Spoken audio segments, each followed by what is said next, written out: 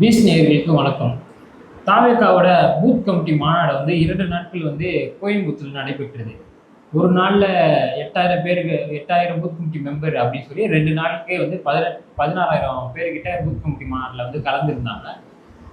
அவர் முதல் நாள் வந்து கோயம்புத்தூர் ஏர்போர்ட்ல இருந்து கொஞ்சம் தூரம் வரையும் ரோட் ஷோ மாதிரி அப்படியே மேலே ஏறி நின்று மக்களுக்கு அப்படியே வந்து விஜய் அவர்கள் வந்து ஹாய் சொல்லிட்டு அப்படியே கொஞ்சம் தூரம் அப்படியே வண்டியில் போன வாகனத்தில் சென்றாரு.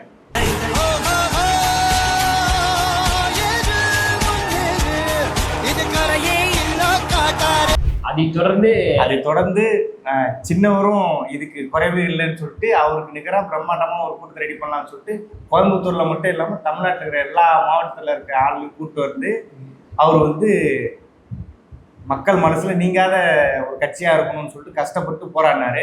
ஆனா இவங்க எல்லாம் வந்தவங்கன்னா நம்மளுக்கு பஸ்ல சீட்டு கிடைச்சா போதும் அப்படின்னு சொல்லிட்டு தலைவர் பேசி அவர் முடிக்கிறதுக்குள்ளேயே என்ன பண்ணாங்கன்னா அவங்க இடத்த பிடிக்கிறதுக்கோசம் கிளம்பி போயிட்டாங்க. அவர் வண்டி இப்படி போறதுக்குள்ளேயே பின்னாடி இப்படிலாம் போக ஆரம்பிச்சிட்டாங்க.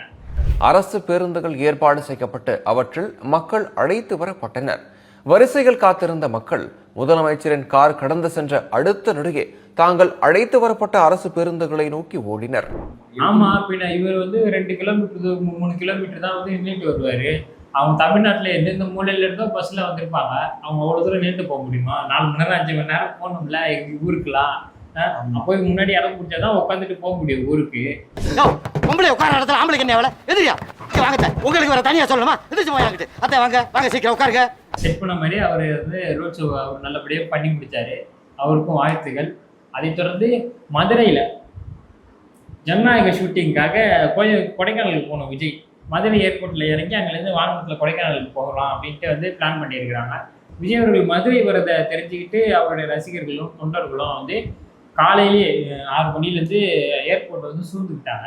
விஜய் அவர்களை நீ பார்த்தே ஆகணும் அப்படின்னு சொல்லிட்டு ஏர்போர்ட்டை ஃபுல்லாக சூழ்ந்துக்க இவர் காலையிலே இங்கே ப்ரெஸ் மீட் கொடுக்குறாரு. இதுவரையும் ப்ரெஸ் மீட் கொடுக்க மாட்டாரு. அவர் ப்ரெஸ் மீட் பார்த்தாலே பயம் அப்படின்னு சொல்லிட்டு இருந்தாங்க. ஆமாம், இது பெரிய ப்ரெஸ் மீட் இல்லைனாலும் இது தேவையான நேரத்தில் வந்து அவர் ப்ரெஸ் மீட் கொடுக்குறாரு. அவர் வந்து எந்த பயமும் இல்லை, ப்ரெஸ்ஸை சந்திக்கக்கூடாதுன்னு கிடையாது. இது எப்போ தேவைப்படுதோ ஒரு ப்ரெஸ் மீட் எப்போ வைக்கணும்னு தேவைப்படுதோ அது கரெக்டாக அவர் கொடுத்துருக்காரு. நான் வந்து ஜனநாயக பட ஷூட்டிங்காக போகிறேன், என்னோடய பர்சனல் ஒர்க்குக்காக போகிறேன், மக்கள் யாரும் என்னை வந்து ஃபாலோ பண்ண வேணாம், வண்டி மேலே ஏறி இல்லை பைக்கில் மேலே ஏறி நின்று என்னை ஃபாலோ பண்ணிட்டு வர வேணாம், நம்ம வந்து ஜனநாயக ஷூட்டிங்காக போகிறோம், நீங்கள் எல்லாருமே வந்து அவங்களோட வேலையை போய் பாருங்கள் வந்து அப்படி சொல்லிட்டு தான் வந்து மதுரைக்கு போனார். இருந்தாலும் அது தெரியாமல் வர்றதானே. ஏன்னா ஒரு ஹீரோவாக இருக்கும்போது அவர் இப்போ இந்த அரசியல் வரணும்னு அவர் தலைவராக பார்க்கறதோட அவரை பார்க்கணுன்ற ஆசை தான் எல்லாரும் போகிறாங்க. அதனால வந்து அது தெரியாமல் நிறைய தப்பு நடக்கும். அது எதுவுமே பண்ண முடியாது. இருந்தாலும் அவர் சொல்கிறாரு நீங்கள் இந்த மாதிரி பண்ணாதீங்கன்ட்டு, அதை மீறி பண்ணுறாங்க. அதனால சரி ஒரு தடவை வந்துட்டாங்களே அவங்கள கஷ்டப்படக்கூடாதுன்னு சொல்லிட்டு அவரை கொஞ்சம் பார்த்து வரவேற்று மக்கள் கொஞ்சம் அதான் ஒரு தடவை வந்துட்டாங்களே அப்படின்னு சொல்லிட்டு அவர் மதுரையில் இறங்கணும் என்ன பண்ணாரு, அவரோட வாகனத்து மேலே ஏறி மக்களுக்கெல்லாம் ஹாய் சொல்லி அவங்களால முடிஞ்சு மக்கள் உற்சாகப்படுத்தினாங்க. அவரும் வந்து ஹாய் சொல்லி கொஞ்சம் தூரம் போயிட்டு அதுக்கப்புறம் அவர் வந்து வாகனத்தில் போயிட்டாங்க. ஏன்னா ஒருவேளை பண்ணலனாலும் சரி இவங்க எதனா சொல்லியிருப்பாங்க, ஒரு கண்டென்ட் ரெடி பண்ணியிருப்பாங்க. ஏன்னா வந்து ஒரு அவ்வளோ தூரம் வந்துட்டு போகும்போது வந்து பிளான் பண்ணி வந்துட்டு வராங்க கண்டுக்காம போகிறோம்னு சொல்லியிருப்பாங்க. இல்லை மக்களும் வந்து அவ்வளோ தூரம் வந்து நின்று இருக்காங்க. அவங்களும் வந்து ரொம்ப மனசு கஷ்டப்பட்டு போயிருப்பாங்க விஜய் பார்க்க முடியல அப்படின்னு சொல்லிட்டு இவங்களும் விமர்சிச்சிருப்பாங்க. விஜய் அவர்கள் வந்து மக்கள் பார்க்கறதுக்கு இவ்வளோ நிற்கிறாங்க, விஜய் அவர்களே வந்து அவர் வந்து மக்களை சந்திக்கல, மேலே ஏறி பார்க்கல அப்படின்னு சொல்லி விமர்சிச்சிருப்பாங்க. அதனால சரி இவ்வளோ தூரம் மக்கள் கஷ்டப்படுறாங்களே அப்படின்னு சொல்லிட்டு அவர் காலையிலேருந்து மக்கள் வெயிட் பண்ணுறாங்களேன்னு சொல்லிட்டு அவரும் கேரவன் மேலே ஏறி நின்று கொஞ்சம் தூரம் வரையும் எல்லாரும் ஹாய் சொல்லிட்டு அவர் உட்காந்துட்டு அவர் போயிட்டாரு.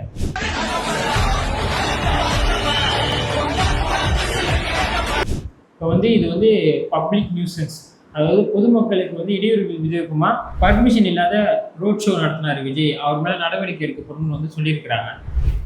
அப்போ பப்ளிக் நியூசன்ஸு பொதுமக்களுக்கு இடையூறு விளைவிக்கணும்னா சின்னவர்கள் வண்டி எடுத்துட்டு வந்தாரு. அவர் வந்து பிரைவேட் ஸ்கூல் வேன் மாதிரி அவர் வந்து இஷ்டத்துக்கு டிராஃபிக் ஜாம் பண்ணி எல்லாம் எடுத்துட்டு வருவாரு.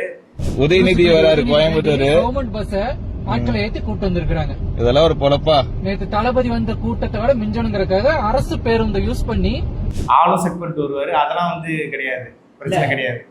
ஏன்னா வந்து ஒரு பேருந்துல வந்து ஒரு வேலைக்காக எவ்வளவு கஷ்டப்பட்டு போறாங்க. அதை வந்து நீங்க வந்து உங்க சொந்த யூஸ் பண்ணும்போது எவ்வளவு பஸ் மேலே எடுத்துட்டு வந்துருப்பாருல்ல உதயநிதி இந்த கோயம்புத்தூர் இருக்கும். அப்போ வந்து ஒரு இடத்துக்கு 10 பஸ் போகணும்னா, ஒரு ஊருக்கு 10 பஸ் போகணும்னா அதில் 5 பஸ் இவர் எடுத்துன்னு வந்தாருன்னா அந்த 5 பஸ்ஸில் தான் பொதுமக்கள் போகணும். அப்போ அவங்களுக்கு உட்காரத்துக்கு சீட்ஸ் கிடைக்குமா? கூட்ட நெரிசலில் தானே அவங்க போய் இதுதான் வந்து உண்மையிலே வந்து ஒரு பப்ளிக் நியூஸஸாக இருக்கும். பொதுமக்களுக்கு இடையூறு வைக்கிறது இதுதான். இவர் மேலே தான் முதல்ல நடவடிக்கை எடுக்கலாம். ஆனால் அவங்க ஆட்சியில் இருக்கிறாங்க, அவங்க மேலே நடவடிக்கை எடுக்கலாம். அவங்களால எடுக்க முடியாது, அவங்க தானே அதிகாரத்தில் இருக்காங்க, அவங்க நினைக்கிறதான் பண்ணுவாங்க. எடுக்க முடியாது இல்லை, அவங்க மேலே அவங்க யாருன்னா என்ன இந்த கந்தசாமி படத்தில் வடிவேலு இன்னும் நீயே அடிச்சுக்கிறத அடிச்சுப்பாரு ஒரு வடிவேலு, அந்த மாதிரி அவங்க மேலே அவங்க ஆக்ஷன் எடுப்பாங்களா? எடுக்க மாட்டாங்க. இது வந்து கோயம்புத்தூர்ல அவருக்கு கூட்டின கூட்டமும் மதுரையில் அவருக்கு கூட்டமும் வந்து திமுக ஒரு பயத்தை ஏற்படுத்திருக்குன்னு தான் சொல்லணும். ஆமா, ஏன்னா வந்து இந்த அளவுக்கு ஒரு பிளானே பண்ணாமல் திடீர்னு ஒரு ப்ரொஃபஸர்ஸும் போகும்போது அப்பயே இவ்வளவு பேர் வராங்கன்னா அப்ப இவங்களுக்கு ஒரு இதுதான் இருக்கும், பயம் தான் இருக்கும். கண்டிப்பா பயம் என்னன்னா ஏன்னா நம்ம நிறைய பேர் நம்ம பிளான் பண்ணிருக்கோமே, என்னடா ஒருத்தர் கூட வரலையே, நம்ம செட் நாள்லாம் கூட வரலையே அப்படின்னு சொல்லிட்டு நிறைய பேர் வேற பேமெண்ட் வரலாம் பேசிட்டு இருக்காங்க. அது வேற விஷயம். இருந்தாலும் இவர் போகும்போது சும்மா அப்படி போகும்போது இந்த அளவுக்கு ரெஸ்பான்ஸ் இருக்கு. மக்கள் தலைவனா விஜய் இன்னைக்கு பார்க்கப்படுறாரு. கண்டிப்பா ஆமா, கண்டிப்பா பாக்குறாங்க. ஏன்னா வந்து எதனாவது பண்ணிடுவாரு, புதுசா வந்து அதெல்லாம் கண்டிப்பா நடக்கும்ன்ற மாதிரி எல்லாம் நம்புறாங்க. அதனாலதான் இந்த அளவுக்கு இறங்கி பண்றாங்க. ஏன்னா அவங்க அடிப்படும் கூட பார்க்க மாட்டேன்றாங்க. அந்த கூட்டரசு எப்படியாவது வண்டியில ஏறியாவது ஒரு தடவை பாத்துடணும் அப்படின்னு தான் கஷ்டப்படுறாங்க. அதை விட்டுட்டு நீங்க சொன்ன மாதிரி சொன்ன இடத்துல போய் மார்க் போட்ட மாதிரிலாம் யாராலையும் போய் நிற்க முடியாது. அது வந்து ரொம்ப கஷ்டம். விஜய் மார்க் போட்ட மாதிரி தான் ஒரு கரெக்டா இந்த லைன்ல வருவாரு, கரெக்டா அங்கிருந்து ஒருத்தர் வருவாரு, அங்கிருந்து ஒரு கை காட்டுவாரு. ஆமா, வேணா அவங்க அடுத்த வாட்டி கூட பண்ணலாம். எனக்காக நீங்களும் வந்து டக்குன்னு எகிரி குதிச்சு பண்ணுங்க, நான் மறுபடியும் வந்து ஏதோ ஒன்று சொல்றேன் சொல்லி இவரு கட்டுப்படுத்துற மாதிரி எதாவது பண்ணாலும் பண்ணுவாரு.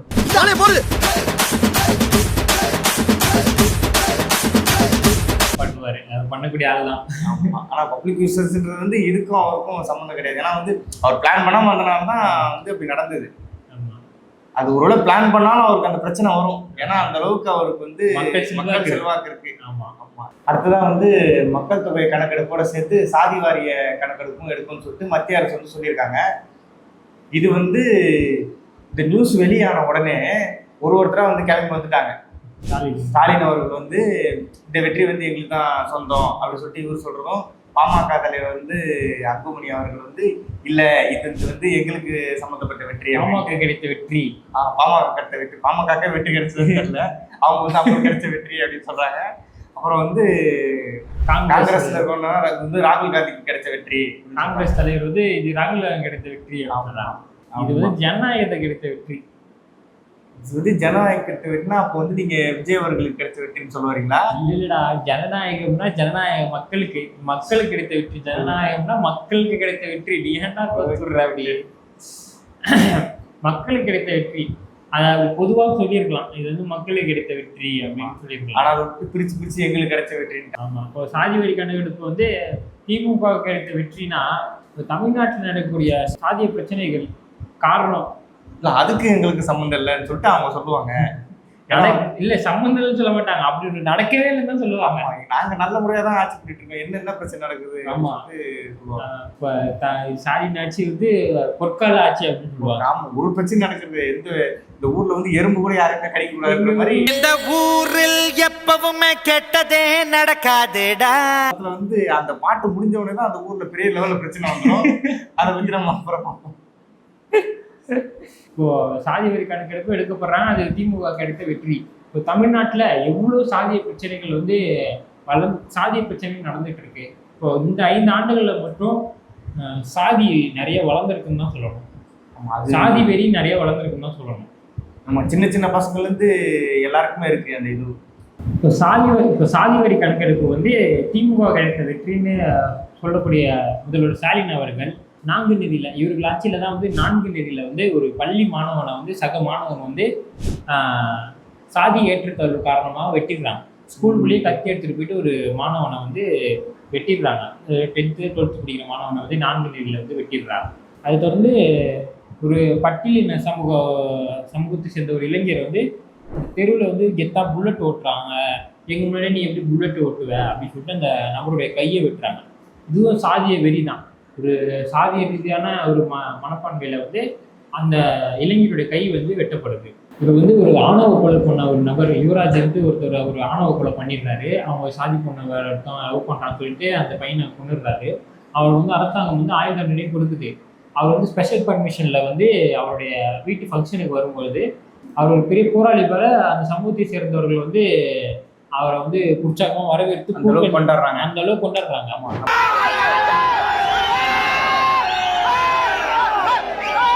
நம்ம சின்னவருக்கு கூட இந்த அளவுக்கு ஒரு விஷயம் நடந்தது கிடையாது. ஆமா, அந்த அளவுக்கு அவங்க யாரும் கொண்டாட மாட்டாங்க. இல்ல அது- கூட்டமும் வந்தது கிடையாது. ஆமா, அந்த மாதிரி இல்ல, அது முதல்ல தப்புடா. அந்த மாதிரி ஒரு ஆணவ கொலை பண்ணிட்டு போறாங்கன்னா அவர் எதுக்கு ஒரு போராளி மாதிரி அவர் கொண்டாடணும்? அவரே ஒரு குற்றவாளி, அவர் பண்ணது மிகப்பெரிய ஒரு குற்றம். அதை எப்படி அவர் பப்ளிக்காக அவரை வந்து ஒரு ஸ்பீச், மோட்டிவேஷன் ஸ்பீச் கொடுத்துட்டு அவர் வந்து திருப்பி வந்து ஜெயிலுக்கு போகிறார். அவ்வளோ ஜாதி வெறி வந்து அவ்வளோ வந்து ஜாதி வெறி ஊறி போயிருக்கு தமிழ்நாட்டில் இந்த வருஷத்தில். அது மட்டும் இல்லாத இப்போ ரீசெண்டாக கூட ஒரு 2 மாதத்துக்கு முன்னாடி ஒரு பொண்ணு வந்து வேற சமூகத்து பையனை வந்து காதலிச்சதுனால அந்த பொண்ணை வந்து ராடாலே அடித்து பொண்ணு புதைச்சிட்டு அந்த பொண்ணு மேலே பீரோ விழுந்து இறந்துச்சுன்னு சொல்லிட்டு அந்த பொண்ணை புதைச்சிட்டாங்க. அதுக்கப்புறம் அந்த காதலன் போய் போலீஸ் ஸ்டேஷனில் கம்ப்ளைண்ட் கொடுத்ததுக்கப்புறம் தான் அவங்க வந்து விசாரிக்கும் போது இந்த அவங்களுடைய உண்மையெல்லாம் அவங்களோட சகோதரன் வந்து சொல்லி அவங்க அண்ணனோ தம்பியோ நான் தான் அடிச்சு கொண்டுட்டேன், இந்த மாதிரி இந்த கீழ் ஜாதி பையனை லவ் பண்ணதால நான் அடிச்சு கொண்டுட்டேன் அப்படின்ட்டு அவர் வந்து ஸ்டேட்மெண்ட் கொடுத்துருக்காங்க. அப்போது இவ்வளோ தூரம் ஆணவ கொலை பண்ணவனை வந்து ஒரு போராளி போல சித்தரிக்கிறது, புல்லட் ஓட்டினா கீழ் சமூகத்தை சேர்ந்த ஒரு புல்லட் ஓட்டினா கை வெட்டுறது, நான் ஸ்கூலுக்குள்ளேயே ஒரு சாதி வெறி காரணமாக ஒரு பையன் வெட்டுறானா அப்போ எவ்வளோ தூரம் சாதிய வெறி வந்து வளர்ந்துட்டு வருது. இது யார் கட்டுப்படுத்தணும்? ஆளக்கூடிய திமுக அரசு தானே கட்டுப்படுத்தணும். இது எதுவுமே பண்ணாம சாதிவாரி கணக்கெடுப்பு வந்தது காரணம் இந்த வெற்றிக்காரனாக தான் சொல்றீங்கல்ல. இப்போ நீங்க தானே ஆளுங்கட்சியா இருக்கிறீங்க, நீங்க தானே பெரியார் கொள்கையை ஃபாலோ பண்றீங்க, நீங்க தானே இந்த சாதிய வெறியை கட்டுப்படுத்தணும், சாதிய வெறியை அழிக்கணும், சாதிகளை வந்து ஒழிக்கணும். நீங்க ஆளக்கூடிய இந்த ஆட்சியில தான் இந்த மாதிரி மிகப்பெரிய சாதிய வளர்ச்சி வந்து வளர்ந்துருக்குன்னு தான் சொல்லணும். அதுக்கப்புறம் வேங்கை வெயில் எல்லாருக்குமே தெரியும். வேங்கை வெயில் குடிக்கிற தண்ணியில வந்து அந்த ஒரு சமூகம் குடிக்கிற தண்ணியில வந்து மலத்தை கலந்துருக்கிறாங்க. அந்த இடத்துக்கு போயிட்டு முதல்வர் அவர்கள் போயிட்டு அந்த மக்களை வந்து சந்திக்கலை, இன்னைய வரைக்கும் சந்திக்கலை. ஒரு சமீபத்தில் நடந்த நீயானால அவ்வளோ பேர் வந்து யங்ஸ்டர்ஸ் பெண்கள் வந்து உட்காந்துருக்கும் பொழுது, இளம் பெண்கள் உட்காந்துருக்கும் பொழுது பட்டியல் இனத்து பையனை இங்கே யார் கல்யாணம் பண்ணிப்பீங்க அப்படின்னு கேட்கும்பொழுது எல்லாருமே அமைதியாக இருக்கிறாங்க. ஒருத்தவங்க வந்து நக்கலாக கூட சிரிக்கிறாங்க, பார்த்தாலே உங்களுக்கு தெரியும். இல்லை சும்மா பேருக்கு கை கூட தூக்கணும்னு கூட அவங்களுக்கு தோணலை அந்த அளவுக்கு. ஏன்னா அவ்வளோ பேர் ஸோ ஒரு பேர் பார்க்குறாங்க, சும்மா கூட கை தூக்கலாம், அவங்களுக்கு அந்த அளவுக்கு அவங்க மாறி இருக்கிறாங்க. இல்லை அது வந்து எப்படின்னா அவ்வளோ தூரம் வந்து இளைஞர்களுக்கு கூட அந்த சாதி ஏற்றுத்தாழ்வு அவங்க மனசுல போய் அவ்வளோவா பதிஞ்சிருக்குது. நான் ஒரு பட்டியலினத்து பையனை கல்யாணம் பண்ணிப்பேங்கிறவங்க எவ்வளவு அங்கேயாவது. இப்ப நீங்க யார மாடர்ன் இல்லைன்னு சொல்றீங்க? ஒருத்தர் கூட கை தூக்கலையே, ஒருத்தர் தூக்கல. இப்போ வந்து சமூக நீதி பேசக்கூடிய திமுக அரசு, பெரியார் கொள்கை பேசக்கூடிய திமுக அரசு, சாதிவாரி கணக்கெடுப்பு காரணம் நாங்கள் தான் பேசக்கூடிய பெரிய திமுக அரசு, இவங்க தான் ஆவேசா ஆளக்கூடிய திமுக அரசு தான் சாதியை சாதிக்கு எதிரானது தான். ஆமா, சமூக நீதி தான் இவர்களுடைய கொள்கைன்னா இப்போ இவ்வளோ விஷயம் தமிழ்நாட்டில் நடக்குது. இது எதுவுமே தெரியாத மாதிரி ஒரு கவர்மெண்ட் வந்து ரன் ஆகிட்டு இருக்குன்னா அது கண்டிப்பாக முதல்வர் ஸ்டாலின் அவர்களுடைய கவர்மெண்ட் தான் நான் சொல்லணும். இப்படி ஒரு விஷயமே நடக்கலை, இதை பற்றி யாருமே பேச மாட்டாங்க, விவாதத்திலேயே யாரும் பேச மாட்டாங்க, இந்த மாதிரி ஒரு விவாதமே நடக்காது. இதை ஒரு விவாதமாகவே எடுத்து வர மாட்டாங்க, இது ஒரு பெரிய நியூஸாகவே கொண்டு வர மாட்டாங்க. ஆனால் இதெல்லாம் தமிழ்நாட்டில் இப்போது ரீசெண்டாக சமீப காலமாக சாதிய ஏற்றத்தாழ்வு அதிகரித்து விட்டது தமிழ்நாட்டில். அதுதான் ஒரு சாதாரணமாக ஆயிடுச்சு. ஆமாம், அதுதான் நிதர்சனமான உண்மை. சென்னையில் இருக்கவங்களுக்கான பெருசாக தெரியாமல் இருக்கலாம், இந்த திருநெல்வேலி பகுதியில் மற்ற தென் மாவட்ட பகுதிகளில் சாதிய ஏற்றத்தாழ்வு அதிகரித்து தான் இருக்கும் சொல்லலாம். இந்த 5 ஆண்டுகளில் இந்த திமுக ஆட்சியில் வந்து நிறைய சாதிய ரீதியான பிரச்சனைகள் நிறைய அதிகரித்து தான் வருதுன்னு சொல்லணும். சரி, ஓகே. இப்போ இது எல்லாத்துக்குமே வந்து முடிவாக மாற்றத்துக்கு என்ன பண்ணலாம்னு சொல்ல வரீங்க? வரக்கூடிய 2026 எலெக்ஷனில் திமுக அதிமுக இல்லாத, ஏன்னா இவங்க காலத்தில் தான் வந்து எல்லா பிரச்சனையுமே நடந்துருக்குது. ரொம்ப காலமாக இவங்க தான் ஆட்சிக்கு வந்திருக்கிறாங்க, ஆட்சியில் இருந்திருக்கிறாங்க. அதனால் புதுசாக ஒரு மாற்றமும் வேணும், மாற்றம் கண்டிப்பாக சொல்யூஷனும் வேணும். திமுக அதிமுக இல்லாத ஒரு கவர்மெண்ட் அமையுதுன்னா அப்போதான் இந்த சாதிய ரீதியான ஏற்றத்தாழ்வுகள் வந்து குறையும். சாதிய ரீதியான பிரச்சனைகளுக்கு, சாதிய வெறினால வரக்கூடிய பிரச்சனைகள் மீது கடுமையான நடவடிக்கை எடுக்கப்படும், கவர்மெண்ட்லேருந்து கடுமையான நடவடிக்கை எடுக்கப்படும். ஸோ இவங்க வந்து நடவடிக்கை எடுக்கலைன்னா அதில் ஒரு ஆதாயம் இல்லாமல் நடவடிக்கை எடுக்க மாட்டாங்க. அவங்க நடவடிக்கை எடுத்தால் அவங்களுக்கு ஏதோ ஒரு பேக் ஃபயர் வரும்னு தான் அவங்க எடுக்காமல் இருக்காங்க. அதனால தான் வந்து இவங்க இல்லாத, திமுக அதிமுக இல்லாத ஒரு ஆட்சி அமைய வேண்டும். அப்போ தான் வந்து சாதி ஏற்றத்தாழ்வுகள் வந்து குறையும், சட்டம் ஒழுங்கு வந்து காப்பாற்றப்படும், அதுக்கப்புறம் பெண்களுக்கு பாதுகாப்பு வழங்கப்படும், இது அப்புறம் இப்போ போலி வளர்ச்சின்னு சொல்றாங்க. அது வந்து திமுக வந்து இந்த ஆட்சி, இது வந்து திமுக ஆட்சி வந்து மிகப்பெரிய வளர்ச்சி அப்படின்னு சொல்றாங்க. அது வந்து ஒரு போலி வளர்ச்சி. உண்மையான வளர்ச்சி என்னன்ட்டு இது திமுக அதிமுக இல்லாத ஒரு கட்சி ஆட்சிக்கு வரும்போது தான் மக்கள் வந்து பார்ப்பாங்க. ஏன்னா வந்து ஒரே மாதிரி தான் இருக்கு ரெண்டு ஆட்சிலையுமே, உங்களுக்கு வித்தியாசமே இல்லைன்னா ஏதோ ஒரு பிரச்சனை இருக்கு. இல்ல அதிமுகவே இது கொஞ்சம் மோசமா தான் இருக்கு. இப்படி இருக்கும்போது நீங்க புதுசா ஒருத்தர் வந்தாங்கன்னா அவங்க என்ன பண்றாங்கன்னு உங்களுக்கு தெரிஞ்சிடும் தெளிவா, நல்லது நடக்குதா இல்லையா, ஏதாவது மாறுதா இல்லையா. ஏன்னா நீங்க ஒரே மாதிரி தான் இருக்கு, இப்போ கொஞ்சம் மோசமா இருக்குன்னு சொன்ன மாதிரி இப்ப புதுசா ஒருத்தர் வந்தாங்கன்னா உங்களுக்கே தெரியும் என்ன மாற்றம் நடக்குதுன்னு. அதனால தமிழகத்துக்கு கண்டிப்பாக ஒரு மாற்றம் நிச்சயமாக தேவை.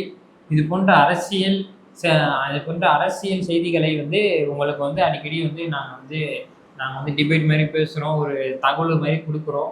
கண்டிப்பாக பீஸ்ட்ன்ற சேனலை வந்து சப்ஸ்கிரைப் பண்ணிக்கோங்க. உங்கள் ஆதரவை வந்து எங்களுக்கு கொடுங்க. நன்றி.